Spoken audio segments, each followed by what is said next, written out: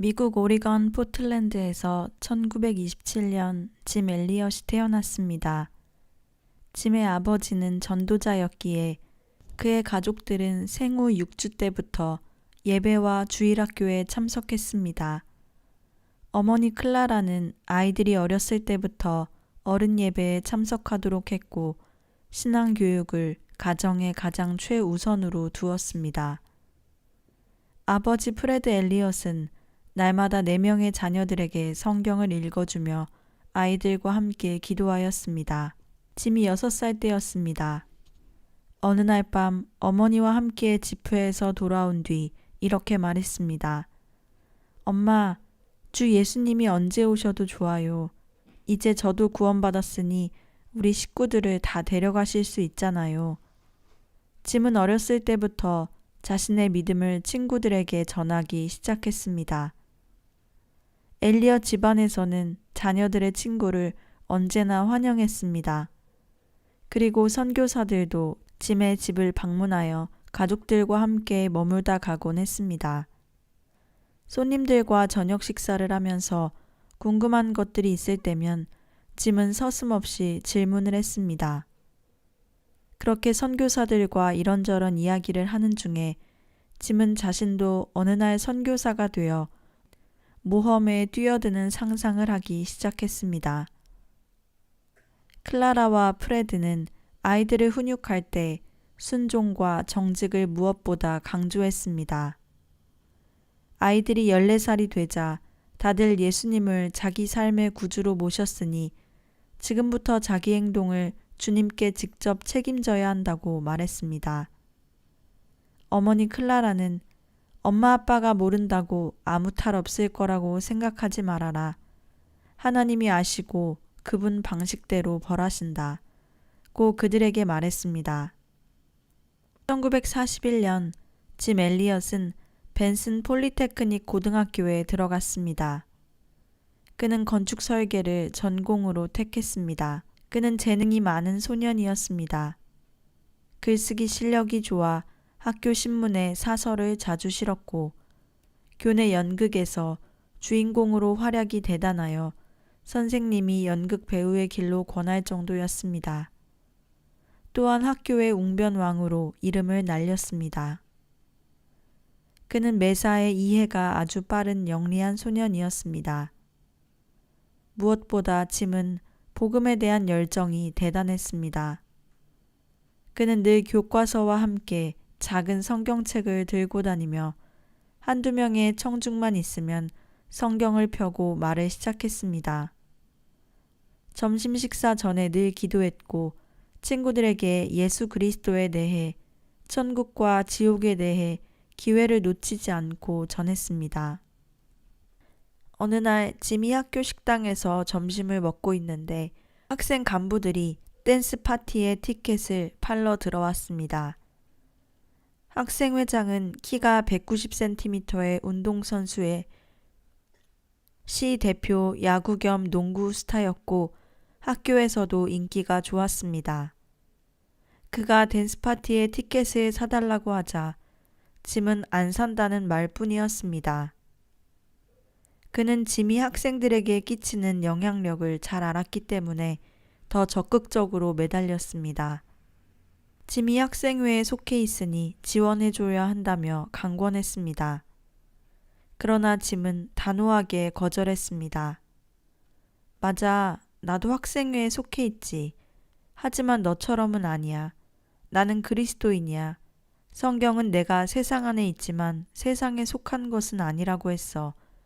그래서 난 댄스 파티에 가지 않아. 하고 말했습니다. 이렇듯 세상에 속하지 않는 구별된 삶을 사는 짐이었지만 3학년 때 부회장을 할 정도로 학생들에게 인기가 많았습니다. 1945년 가을, 짐 엘리엇은 일리노이 휘튼 대학에 입학했습니다. 수많은 학생들이 뚜렷한 목표 없이 대학 생활을 시작했지만 그에게는 분명한 목표가 있었습니다. 그것은 그리스도의 군사로서 훈련을 받는 것이었습니다. 그는 이 목표를 친구들에게 거리낌 없이 말하고 다녔습니다. 그를 편협한 생각의 소유자로 보는 친구들도 있었지만 그는 하나님이여 내 마음을 정하였사오니 라고 자주 기도하며 흔들리지 않았습니다. 음식을 먹을 때도 그는 레슬링 훈련 규율에 맞춰 소량을 지켰고 운동을 게을리하지 않았습니다. 장차 선교사가 되기 위해 몸을 튼튼하게 유지한다는 소신에 따른 것이었습니다. 하나님은 그의 믿음을 보시고 장학금, 시간제 일을 통해 학비를 채워주셨습니다. 그는 하나님의 한없이 자비로운 사랑으로 모든 것을 채워주시니 이 학업 경험을 저는 영원히 기뻐할 수 있습니다. 모든 영광과 감사를 그분께 돌립니다. 라고 고백했습니다. 짐은 기도와 말씀 묵상 시간에 일어나려고 밤마다 자명종을 맞추어 두고 잤습니다. 그는 편지에 이렇게 썼습니다. 성경은 조금도 옛날 얘기가 아니다. 살아계신 말씀인 그리스도가 활자 속에 들어있기 때문이다. 우리는 아침에 일어나 세수하지 않은 것은 기억하면서 주님의 말씀으로 깨끗게 씻는 것은 곧잘 잊어버린다. 말씀이 우리를 깨워 책임을 직시하게 한다. 대학의 마지막 해가 되었을 때 그는 타워지의 경영 책임자 자리를 맡아달라는 제의를 받았습니다. 수락하면 6학점을 얻고 1년간 등록금이 면제되며 12,000달러의 직책 수당을 받는 엄청난 혜택이 있었습니다. 하지만 늦게까지 일해야 하고 수업을 줄여야 되며 무엇보다 그의 신앙의 원칙에 어긋나는 많은 일에 공적으로 가담해야 했습니다. 그는 고민했지만 오랜 기도 끝에 거절했습니다. 가족들은 제의를 거절한 것에 항의하였습니다. 하지만 그는 주님께서 그의 길을 예비하실 것을 기쁨으로 믿었습니다. 짐 엘리엇은 캠퍼스에서의 배움과 활동이 즐겁지만은 않았습니다. 문화, 철학, 가벼운 연극, 콘서트 등은 학생들이 주님을 따르는 겸손한 삶에서 벗어나게 하는 것으로 느껴졌습니다. 그는 하나님이 누리라고 주신 것은 모든 것을 최대한 누렸으나 다만 하나님의 뜻을 쫓는데 방해가 될 만한 일이라면 무조건 활동 영역에서 빼는 것이 현명하다고 생각했습니다. 다만 육체를 훈련하는 것은 약간의 유익이 있다는 것을 믿었기에 레슬링과 같은 스포츠 활동만을 자신에게 허용하였습니다. 그는 일기에 이렇게 썼습니다. 그리스도를 맛본 영혼에게 명랑한 웃음과 짜릿한 혼성 음악과 매혹적 눈웃음은 모두 시시한 일이다. 나는 그분을 깊이 들여 마시리라. 오 그리스도의 영이시여 하나님의 모든 충만으로 저를 채우소서. 짐은 아침 식사 전 1시간 동안 구약을 묵상하고 정오에 몇 분 동안 시편을 읽고 저녁 때 신약을 묵상했습니다. 그는 매년 성경책을 새로 사서 자신이 빨간 펜으로 칠한 말씀이 아닌 성령께서 늘 새로운 진리를 주시기를 구했습니다. 또한 그는 요일별로 목록을 정해놓고 다른 사람들을 위해 기도했습니다. 방에서 혼자만의 시간을 갖기 힘들면 아침 먹으러 캠퍼스로 걸어가면서 기도했고 식당에 줄을 서서도 기도했습니다. 또한 성경 구절을 작은 카드에 써서 주머니에 넣고 다니며 암송했습니다. 암송 카드는 달아 헤어질 때까지 주머니를 떠나지 않았는데 간혹 그것 때문에 짐은 사교성이 없다는 말을 듣기도 했습니다. 암송 카드나 기도 제목 노트가 사람들과의 잡담보다 우선되곤 했기 때문입니다. 그가 선교사로서의 사명을 받은 것은 대학 생활 첫 2년 중 어느 시점이었습니다. 짐은 가서 복음을 전하라는 예수님의 명령을 자신에게 직접 주신 말씀으로 결론지었습니다. 성경이 한 단어도 번역되지 않은 언어가 1,700개라는 것. 선교사로 헌신한 사람 중 90%는 평생 선교지에 나가지 않는다는 것. 세상 사람 64%가 그리스도에 대해 한 번도 들어보지 못했다는 사실들은 그가 미국에 남아있을 이유를 없도록 하였습니다. 짐은 대학 친구 론 해리스가 멕시코에서 선교사로 일하는 부모님을 만나러 가는 길에 동행할 기회가 있었습니다.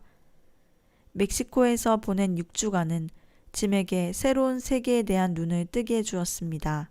그는 멕시코 사람들이 무척 마음에 들었고 선교사란 무언가 특별하거나 대단한 사람들이 아니라는 사실도 깨닫게 되었습니다. 선교사는 그저 평범한 사람들일 뿐이며 그들이 전하는 복음이 대단하다는 것을 그는 깨달았습니다. 최후 등으로 휘튼 대학을 졸업한 후 짐은 최소 3개월간 집에서 보낼 생각으로 부모님과 함께 자동차 편으로 서부로 돌아왔습니다. 대학에 정든 친구들을 떠나기란 쉽지 않았습니다. 졸업 후 자신에 대한 하나님의 뜻을 아직 몰랐기 때문에 특히 더 그랬습니다. 짐은 1년간 포틀랜드에 머물며 교회에서 힘닿는 대로 도우며 무엇보다 집중적인 성경 공부를 통해 자신의 영혼을 준비하기로 하였습니다. 교회당 건물에 페인트 칠하는 것도 돕고 매번 주일이면 감옥 집회와 노방 집회로 바쁘게 보냈습니다. 그때 짐은 페루 선교사였던 형에게서 편지를 받았습니다. 그 편지에는 윌프레드 티드마쉬 박사가 형에게 쓴 편지가 동봉되어 있었습니다. 티드마쉬 박사는 수년간 에콰도르 동부에 있는 키추아 인디언들 사이에서 선교사로 일한 사람이었습니다. 그는 샨디아라는 정글 지역에 소년들을 위한 학교와 진료소를 설립했습니다. 그 결과 몇 명의 키추아 인디언들이 그리스도인이 되었다고 했습니다. 그러던 중에 티드마쉬 박사의 부인이 심한 병이 들어 연속적인 병원 치료가 가능한 큰 도시로 옮길 수밖에 없는 형편이 되었습니다. 몇 년간 애쓰며 수고했던 선교 기지를 떠나야 하는 티드마쉬 박사는 착잡한 심정으로 형 버트에게 편지를 보내 혹시 버트가 샨디아로 와서 일할 의향이 있는지 묻는 것이었습니다. 그 편지를 읽고 짐의 가슴은 뛰기 시작했습니다. 당장이라도 그곳에 가고 싶었지만 하나님의 뜻인지 기도하고 확인받아야 했기에 키추아 인디언에 대한 정보를 알려달라고 요청하는 답신만 보내었습니다. 1950년 6월 짐 엘리엇은 위클리프 성경 번역회에서 주관하는 성경 번역 캠프에 참가했습니다.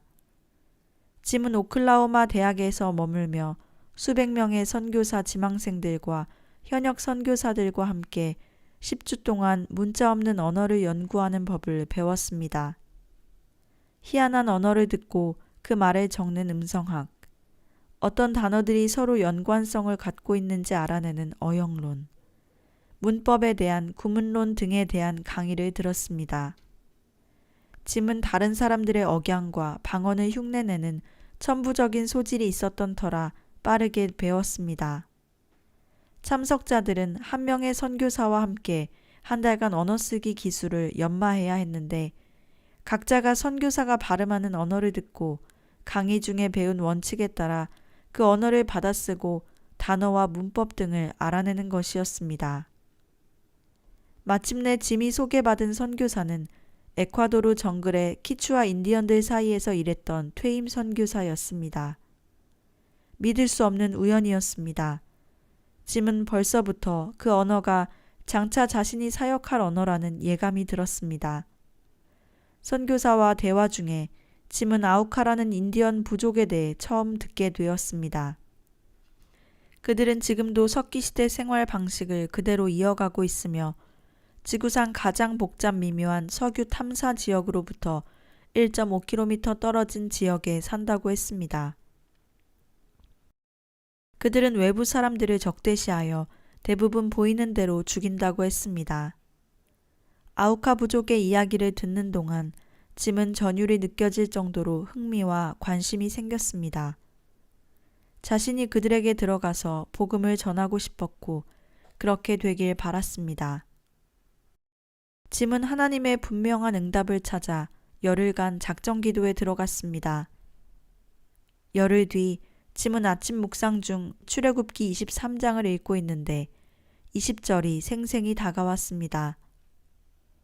내가 사자를 내 앞서 보내어 길에서 너를 보호하여 너로 내가 예비한 곳에 이르게 하리니 너는 삼가 그 목소리를 청종하고. 그는 하나님의 약속에 대한 단순한 믿음으로 에콰도르로 갈 것을 결심하였습니다.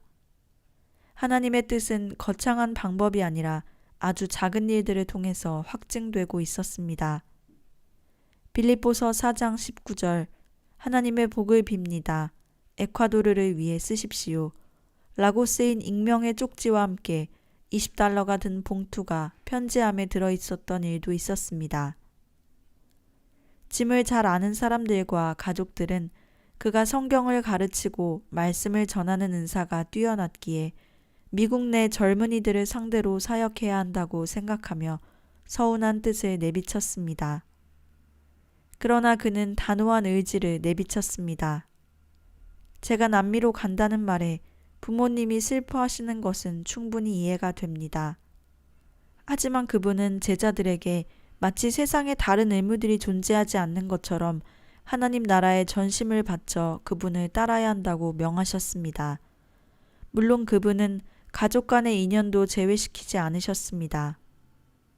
사실 우리가 가장 가깝다고 여기는 그 사랑이야말로 주님의 뜻을 받들려는 열망에 비하면 차라리 미움이 되어야 한다고 그분은 말씀하셨습니다. 그러니 아들이 부모님을 버리는 것 같다고 슬퍼하지 마시고 오히려 하나님의 뜻이 이루어지는 것을 보며 기뻐하십시오. 시편 기자는 자녀를 여호와의 기업이요 화살통에 자식이 가득한 자는 복이 있다고 했습니다. 화살통에 가득한 것은 화살이 아니고 무엇이겠습니까? 그리고 화살은 쏘라고 있는 것이 아니겠습니까? 그러니 힘센 기도의 팔로 활 시위를 당겨 화살을 쏘아 보내십시오. 부모님의 화살 전부를 곧바로 적진으로 쏘십시오. 위로 보좌로부터 들려오는 부름을 생각하십시오. 너희는 가라. 주변에서 부르는 소리를 들어보십시오. 건너와서 우리를 도우라. 아래서도 저주받은 영혼들의 부르짖음이 들려옵니다. 나사로를 내 아버지의 집에 보내소서. 저희로 이 고통받는 곳에 오지 않게 하소서. 그러므로 이 목소리들에 떠밀려 저는 뻔히 멸망하는 키추아족을 두고 남아있을 수 없습니다. 그는 함께 에콰도르로 떠날 동료를 찾았습니다. 함께 성경 번역 캠프에 참가했던 빌에게 제안했고 그는 받아들였습니다. 그들은 그 도시의 작은 플리머스 형제 교회에서 성경 공부를 인도하고 페인트 칠을 하거나 울타리를 고쳐주는 등의 일을 하고 고향으로 돌아가 선교지로 나갈 준비를 하기로 하였습니다. 그런데 짐이 포틀랜드에 돌아온 지 몇 주 만에 그 계획은 물거품이 되고 말았습니다. 빌 캐더스가 결혼을 한다고 하며 자신의 배우자가 인디언들에게 가서 열악한 환경을 배겨낼지 의문이며 아무래도 자신은 함께 에콰도르에 갈 수 없을 것 같다고 했습니다.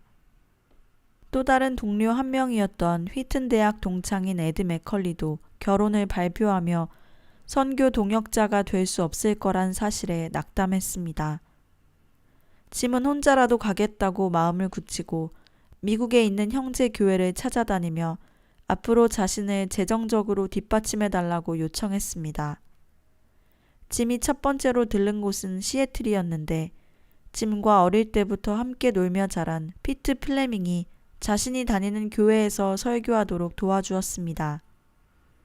그런데 그날 피트 플레밍의 인생 행로가 바뀌고 말았습니다. 사실 피트는 신학대학원에 진학하고 약혼자와 결혼하려 했는데 옛 친구 짐 엘리엇의 설교를 들으며 에콰도르로 가겠다고 마음을 바꾼 것입니다. 그리하여 짐과 피트는 함께 에콰도르로 떠나게 되었습니다. 1952년 2월 24일 짐과 패트는 드디어 에콰도르 푸나섬의 해안에 닻을 내렸습니다. 18일간의 항해 끝에 과야킬 도시의 거리에 나가자 길가에는 상인들이 돗자리를 깔아놓고 오색 찬연한 물건들을 팔고 있었습니다. 숙소에 도착해서 얼른 잠자리에 들었지만 잠을 자는 일이 쉽지 않았습니다. 침대 매트리스가 너무 단단해서 몹시도 불편했고 작은 방 안에는 온통 모기들이 진을 치고 있었습니다. 마치 X선의 시력이라도 가진 듯 모기들은 짐과 피트의 침대 위에 처진 모기장 틈새를 용케도 알아내고 들어와서 두 사람을 못살게 굴었습니다. 게다가 주변의 소음도 만만치 않았습니다. 어딘가에서 거의 15분에 한 번씩 교회에 걸린 종탑시계가 울려댔고 길거리에서는 사람들이 떠드는 소리와 노새가 따그닥거리며 걷는 소리가 요란했습니다.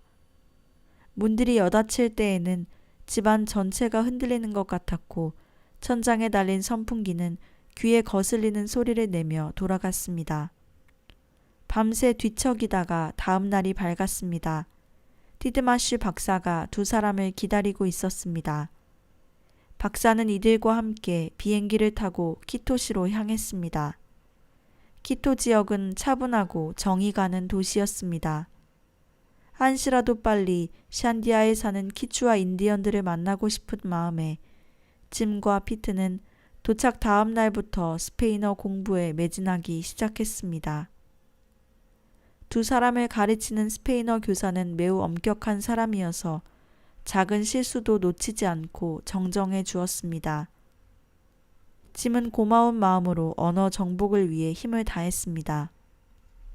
그때 마침 짐의 결혼 예정자인 대학 친구 베티가 키토시로 찾아오게 되었습니다.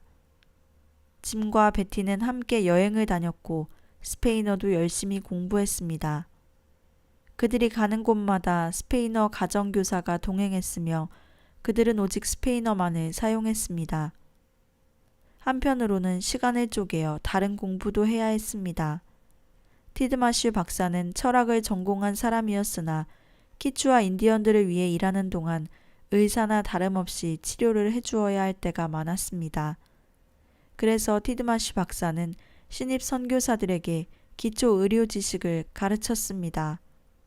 짐은 의학 공부를 무척이나 좋아했습니다. 한시라도 빨리 원주민들에게 들어가서 자신이 배운 대로 사람들을 치료해주고 싶었습니다.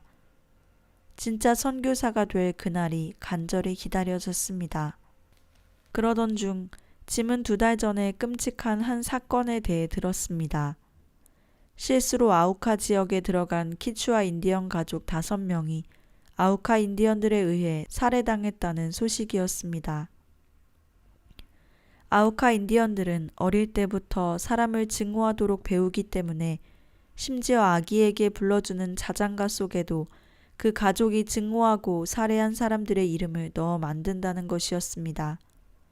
원한을 품고 있는 상대방을 절대로 잊지 않도록 가르치며 살해당한 가족을 위해 반드시 보복 살인을 함으로써 살인의 고리가 근절되지 않고 계속 이어진다고 했습니다. 소문에 의하면 어떤 아우카 마을은 대부분의 사람들이 살해당해서 20살 이상의 성인을 거의 찾아볼 수 없을 지경이라고 했습니다.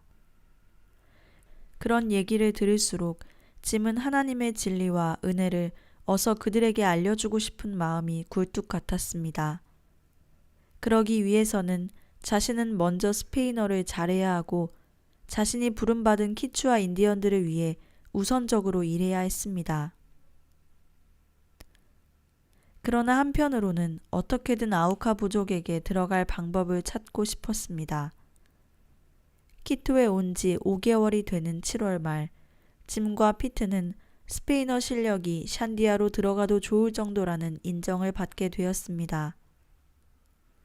짐은 드디어 샨디아로 가게 되어서 기뻤지만 결혼 예정자 베티와는 완전 반대 방향인 서부의 산 미구엘로 가게 되어 아쉽기도 하였습니다. 하지만 두 사람은 하나님의 때가 될 때까지 기다리기로 하였습니다. 짐과 피트는 아이들을 대상으로 먼저 성경 집회를 열었습니다. 이 집회는 성공적이었습니다. 아이들은 전부 죄를 뉘우치며 예수님을 믿겠다고 하였습니다. 캠프가 끝난 뒤 티드마슈 박사는 키추아 원주민들이 사는 샨디아로 인도했습니다. 정글에는 거대한 원시림들이 한치의 하늘도 보이지 않을 정도로 빽빽히 솟아 있었습니다. 주변에는 이름 모를 새들이 제잘거리고 머리 위에서 원숭이들이 나무 사이로 건너뛰는 모습도 보였습니다. 거대한 나무 뿌리에 발이 걸리거나 질척한 진흙구덩이를 건너 대나무 집에 도착했습니다. 쪼갠 대나무를 이어 붙여서 벽을 만들고 바닥은 나무 판자인 집이었습니다. 며칠간은 새로운 경험과 도전의 연속이었습니다. 파파야, 아보카도, 기묘한 모양과 색깔의 바나나와 과일, 정글에서 나는 잎으로 만든 녹차 등이 정글의 음식이었습니다. 꿈틀거리는 토실토실 살이 찐 촌타벌레는 억지로 입에 쑤셔 넣어야 했습니다. 3명의 선교사가 새벽 6시에 일어나 면도를 하다 보면 어느새 원주민들이 그들 주위에 몰려들어 구경했습니다. 어떤 사람은 선교사들을 흉내내어 턱과 볼을 깎아내리는 신용을 하다가 다른 사람들과 함께 배를 잡고 웃기도 했습니다. 어떤 원주민들은 선교사들이 아침 식사를 먹는 모습을 지켜보기도 했습니다. 어디를 가든 무엇을 하든 항상 누군가 짐을 지켜보거나 킥킥대며 조롱하는 웃음소리가 들렸습니다. 그러나 그들에게 무례한 일이라고 해봐야 아무 소용 없었습니다. 적응해야 할 사람은 바로 이곳에 선교사로 온 짐과 피트였습니다. 어디를 가든 그들은 작은 공책과 연필을 손에 쥐고서 새로운 키추아어 단어들을 적고 공부했습니다. 어느 날 밤 갑자기 누군가 2 선교사를 정신없이 흔들어 깨웠습니다. 2 사람은 재빨리 옷을 챙겨 입고 인디언 남자를 따라서 숲속에 난 길과 강변길을 걸어갔습니다. 어둠 속에서 한 동물이 기괴한 소리를 내며 지나가는가 하면 발밑에서 풀잎이 와사삭 거리는 소리도 들렸습니다. 잘못했다가는 독사를 잡을지도 모르기 때문에 옆에 있는 나무까지도 붙들 수 없었습니다. 거의 10여 분을 뛰다시피 걸어서 3 사람이 당도한 곳은 작은 오두막 앞이었습니다. 집 안에 들어서자 남자가 그들을 해먹이 달린 곳으로 데려갔습니다. 해먹 안에는 태어난 지 3개월 된 여자아이가 누워 있었습니다. 아기는 꼼짝도 하지 않았으며 눈을 뜨고 있었지만 눈동자에 아무런 생기가 없었습니다. 짐은 진료 가방을 옆에 놓고 아기의 이마를 만져보자 열이 불덩이 같았습니다. 2 사람을 데려왔던 인디언 남자는 짐의 소매를 잡아 끌고서 아기에게 주사를 놓아주라는 신용을 했습니다. 둘은 폐렴이 의심되어 항생제 주사를 놓아주고 잠시 눈을 붙였습니다. 1시간쯤 지났을까 갑자기 요란한 소리와 함께 2 사람은 눈을 떴습니다. 번쩍거리는 불빛 사이로 그 지역의 마법사가 아기에게 침을 뱉거나 기침을 해대더니 주문을 외우면서 아기의 얼굴에 불을 쐬었습니다. 짐은 당장이라도 일어나서 마법사를 밖으로 쫓아내고 싶었지만 조용히 속으로 기도하며 다시 잠을 청했습니다. 몇 시간 뒤 아기가 누워있는 해먹에서 숨가쁘게 헐떡이는 소리가 들려왔습니다. 인공호흡을 시도했지만 아기의 몸이 소생할 가능성이 없었습니다. 부모는 다른 집에 사는 인디언들을 불러 모아 장례를 준비하기 시작했습니다. 그런데 이 장례식은 짐이 참석한 중에 가장 희한한 장례식이었습니다. 문상객들이 하나같이 웃고 떠들며 즐거워했습니다. 아기의 어머니가 슬피 울면 울수록 남자들의 웃음소리는 한층 더 높아졌습니다. 가족들의 슬픔을 일부러 크게 웃고 떠들어서 조금이라도 덜어주려는 의도였지만 2 선교사에게는 낯설고 이상하기만 하였습니다. 그날 늦은 오후 아기를 학교 뒷마당에 묻도록 도와주고 돌아왔는데 반가운 소식을 들었습니다. 자신의 대학 동창인 에드 맥컬리라는 친구가 1년간의 선교의학 공부를 마치고 짐의 사역에 합류할 예정이라는 반가운 편지를 받은 것입니다. 에드는 원래 오직 미래의 성공만을 꿈꾸던 학생이었고 선교에는 관심이 없었습니다. 짐은 에드가 선교사가 되기를 간절히 기도했지만 그는 변호사가 되기 위해 법학대학원으로 진학하여 짐에게 큰 실망을 안겨주었습니다. 그러나 이제 에드가 기적적으로 선교사가 되어 키투에 온다니 감격하지 않을 수 없었습니다. 짐과 피트는 주변에 사는 키추아 인디언들과 좋은 친구 관계를 맺었고 선교 사역도 계획대로 차질 없이 진행되었습니다. 활주로도 정비되었으며 학교도 문을 열고 저학년 소년들을 가르치게 되었습니다. 1953년 1월 짐은 선교사 모임에 참석하기 위해 2주간 키토를 방문하게 되었습니다. 다른 선교사들을 만나 영어로 이야기를 나누고 모임에 참석하는 시간들이 짐에게는 새로운 활력소가 되었습니다. 1953년 6월 마치 하늘에 구멍이라도 난 듯 30년 만에 최악의 홍수가 왔습니다.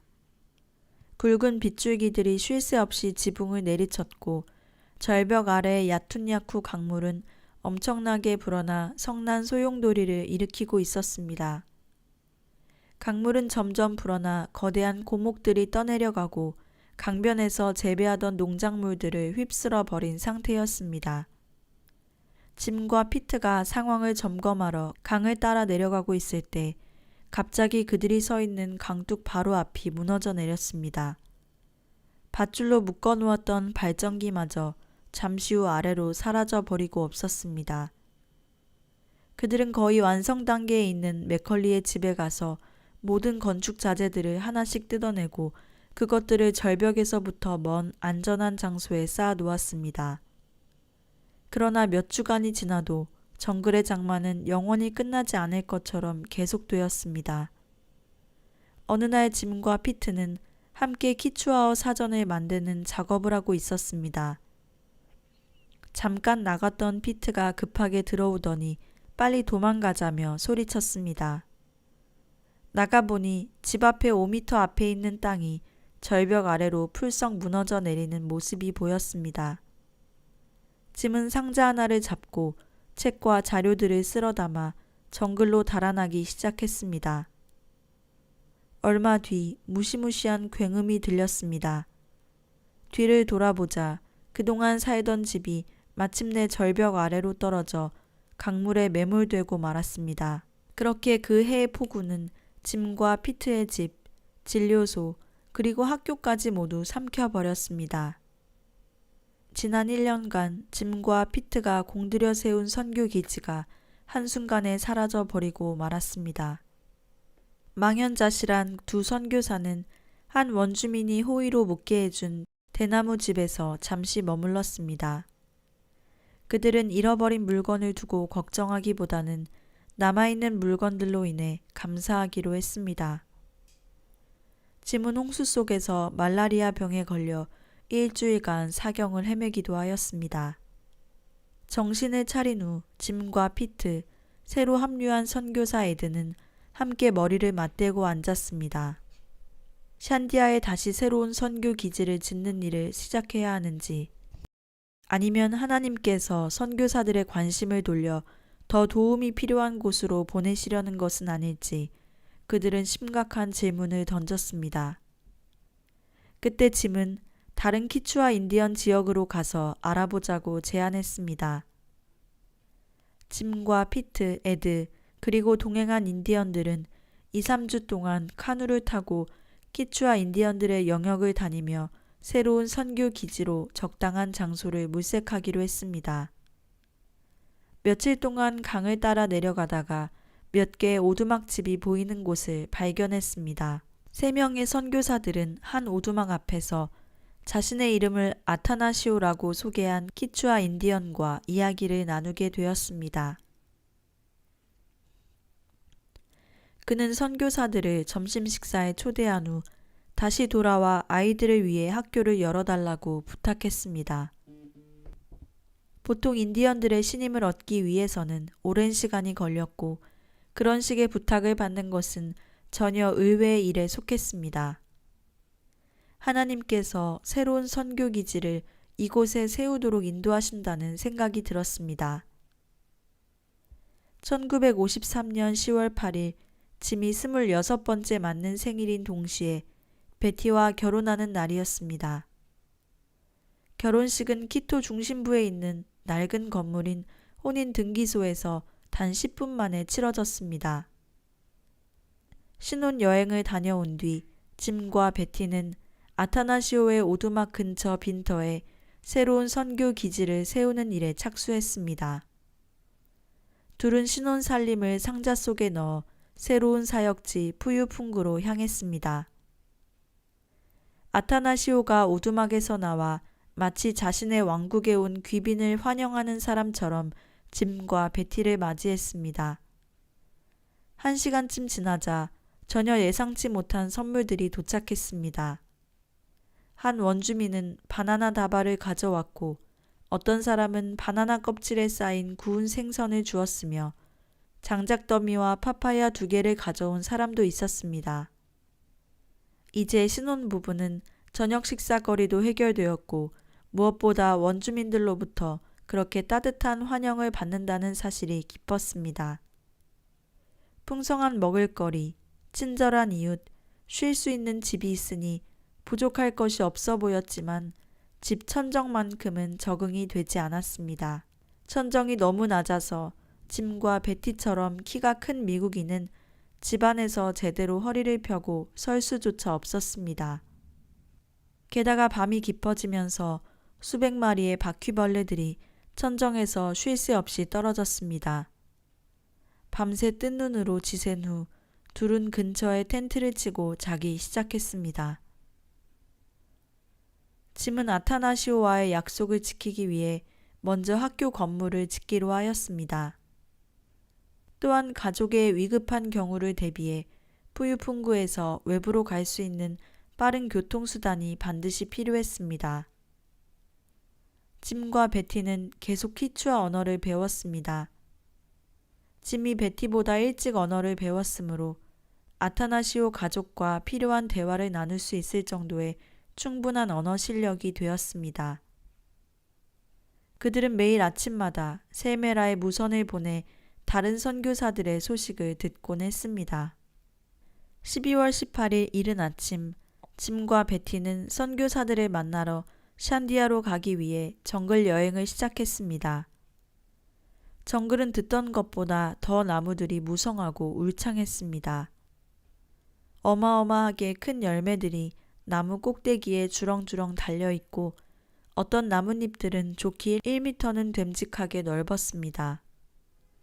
연신 나무 위를 오가는 원숭이, 주변에서 시끄럽게 울어대는 청개구리, 앵무새의 깍깍거리는 소리, 마치 문명과 동떨어진 석기시대로 돌아간 느낌이었습니다.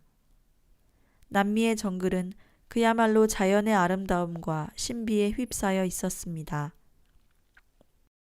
5시간이 지나자 계속 허리를 굽히고 가느라 허리가 몹시 아팠고 칼을 휘둘러 나뭇가지를 쳐내느라 손에 물집이 잡혔습니다. 발도 퉁퉁 부어 올랐습니다. 다음날 아침 2사람은 샨디아에 도착해서 맥컬리 가족 피트와 기쁜 재회를 했습니다.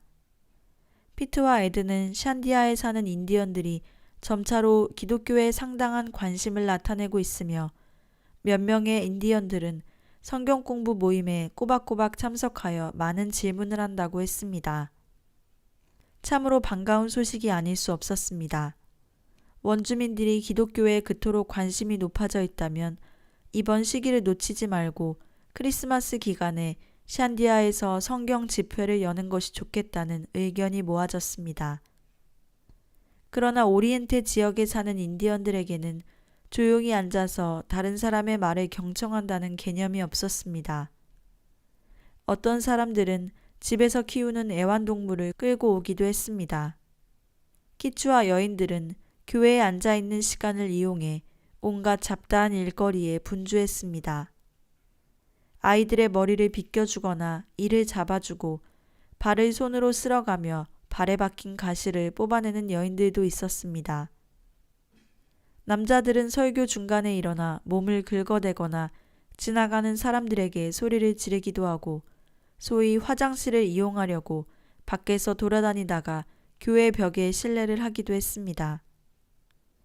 그러나 성경 집회가 끝났을 때 모임에 참석했던 80여 명의 원주민들이 사실은 선교사들의 이야기에 귀를 기울이고 있었다는 사실이 드러났습니다. 유진아와 카멜라라고 하는 2명의 10대 소녀들이 교리문답을 한 후에 세례를 받겠다고 자청했습니다. 아이들은 성경 말씀을 제대로 이해하고 교리문답에 대답했습니다. 주일이 되자 짐은 키추아 원주민 선교사상 첫 개종자 2명에게 탈락강에서 세례를 주었습니다. 성경 집회가 성공리에 마무리되자 선교사들은 미래의 선교 계획을 재고하게 되었습니다. 선교사들의 의견이 모아질수록 샨디아가 선교 바퀴의 축이 되고 그 축을 기반으로 작은 선교 기지들이 다른 지역을 향해 뻗어가는 것이 가장 이상적인 계획으로 여겨졌습니다. 짐과 베티는 푸유풍구에서 일하면서도 정기적으로 샨디아를 오고 가기로 했습니다. 1954년 5월 샨디아에 도착했습니다. 이듬해 초에 짐과 베티의 첫 아기가 태어날 예정이었습니다.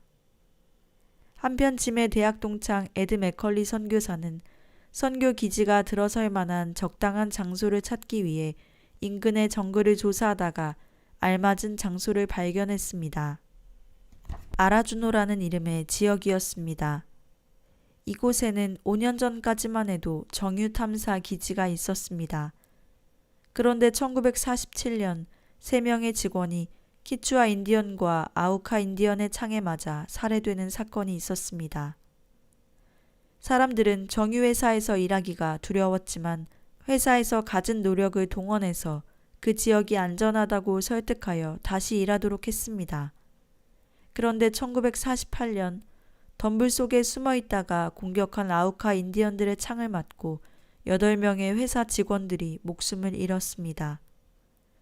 정유회사는 할 수 없이 철수할 수밖에 없었습니다.